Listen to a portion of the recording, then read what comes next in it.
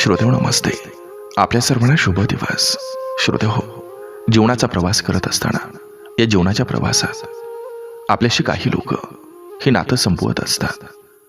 पण ती लोक नातं संपवत असताना कधीच थेट आपल्याशी बोलत नाहीत. ती लोक फक्त हळूहळू बदलत जातात आणि त्या बदलामध्येच सगळं उत्तर दडलेलं असतंय. आधी तासनतास बोलणारे अचानक बेची होतात. आधी काळजी करणारे अचानक थंड होतात. आधी प्रत्येक गोष्ट सांगणारे अचानक काही शेअर करत नाहीत. ते सरळ नातं संपूया असं देखील कधी बोलत नाहीत. पण श्रोतेहो, अशी परिस्थिती तयार करतात की शेवटी आपणच थकतो, आपणच शांत होतो आणि आपणच दूर जातो. आणि मग गोष्ट अशी वळवली जाते की आपणच बदललोय, आपणच नातं तोडलंय, आपणच चुकीचं ठरलो.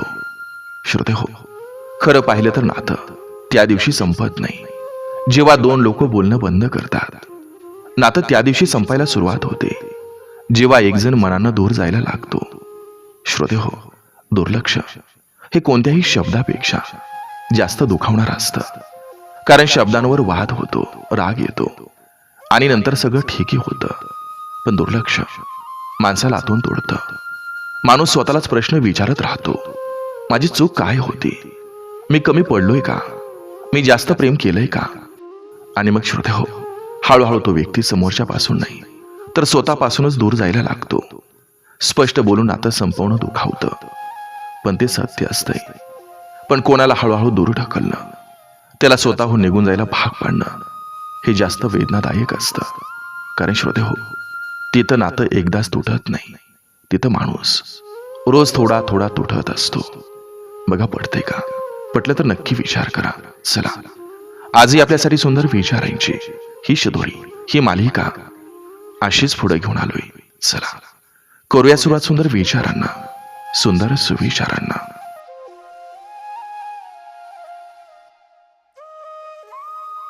माणूस ओंजळभर देतोय की मुठभर याला महत्व नसतं.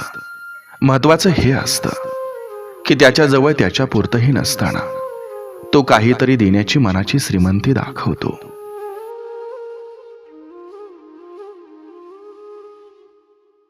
मोहात पडणाऱ्या गोष्टीपासून वेळीच दूर होता आलं नाही तर आजचा आनंद उद्याच्या दुःखाचं कारण बनतो. हृदयापेक्षा चांगली सुपीक जागा कुठेही नाही. कारण इथं काहीही पेरलं की लगेचच उगवतं. त्यामुळे इथं पेरणी करताना विचार करा की इथं प्रेम पेरायचे की द्वेष, मैत्री की शत्रुता. श्रीमंतीचा माज आणि गरिबीची लाज कधीच बाळगायची नसते. दोन्ही कायमस्वरूपी राहत नसतात.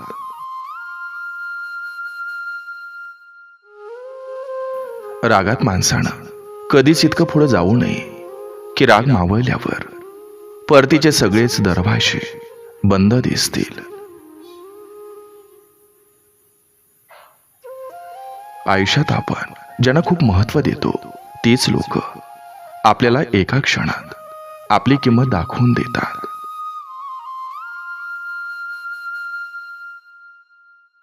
जिव्हाळा म्हणजे शब्दात न मावणारं नातं, राग आला तरी न तुटणारं, डोळ्यातलं दुःख न सांगताही ओळखणारं, हसण्यातही लपलेलं मन जपणारं, स्वार्थाच्या जगात निस्वार्थपणे जपणारं, दूर असूनही मनानं जवळ राहणारं.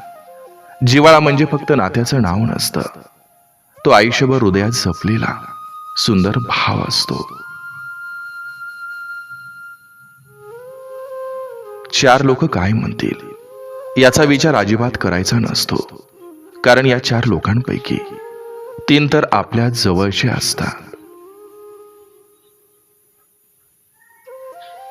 मनाचा कौल आणि आयुष्याचा तोल ज्याला सांभाळायला जमला तो कधीही कोसळत नाही.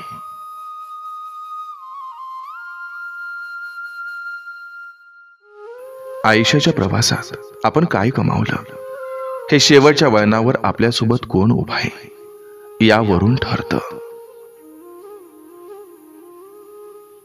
कधी कधी आयुष्य खूप शांत वाटतं, पण त्या शांततेतही मनात हजार आवाज घुमत असतात. सगळ्यांसमोर हसणं सोपं असतं, पण आत लपलेलं दुःख कोणालाच दिसत नाही. काही गोष्टी शब्दात मांडता येत नाही, कारण त्या शब्दांपेक्षा जास्त खोल असतात. आपण रोज स्वतःला सावरतो, रोज थोडं थोडं समजून होतो, पण तरीही कधी कधी मन थकून जातं. आणि तेव्हा फक्त एकच इच्छा असते, कोणी काही विचारू नये, फक्त शांतपणे समजून घ्यावं.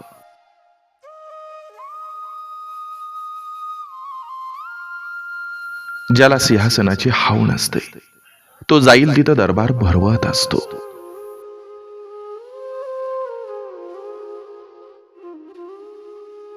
आयुष्य म्हणजे नेहमी हसणं नसतं, कधी डोळे भरून येणंही त्याचाच भाग असतो.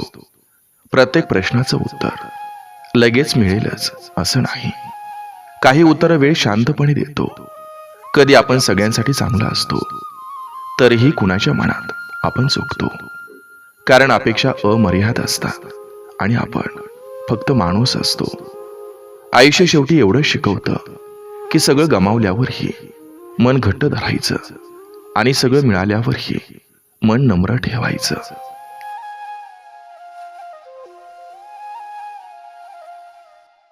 आईची आपल्या लेकराविषयी माया थोर असते. आईच्या कुशीत खरा स्वर्ग असतो.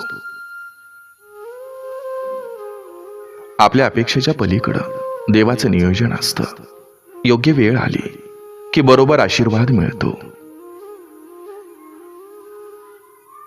शकुनीनं कधी तलवार उचलली नाही, तरीही त्यानं संपूर्ण वंशाचा नाश केला, कारण त्याचा वार शरीरावर नव्हता तर विश्वासावर होता. जिथं कपटी आणि कुटील सल्लागार बसलेले असतात, तिथं शहाण्या माणसांचाही विनाश आठवळा असतो.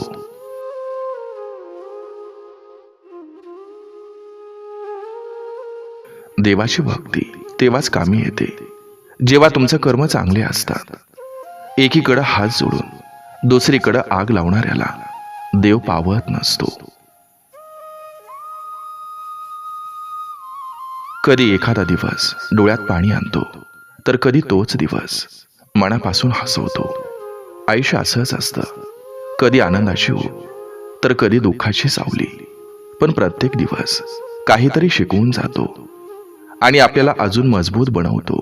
म्हणूनच रडायचंही मनापासून आणि हसायचंही मन मुराद.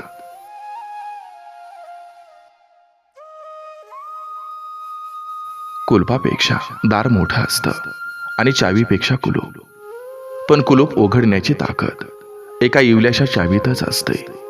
आयुष्यातील मोठे प्रश्न पण छोट्याशा समजुतीनं सुटू शकतात. गरज आहे ती फक्त योग्य विचारानं प्रयत्न करण्याची.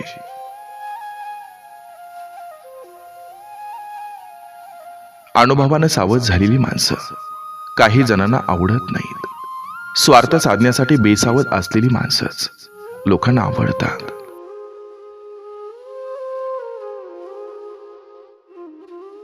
दुसऱ्यांची मनं सांभाळण्यात ज्यांचं आयुष्य जातं, त्यांचं मन सांभाळणारं कोणीच नसतं.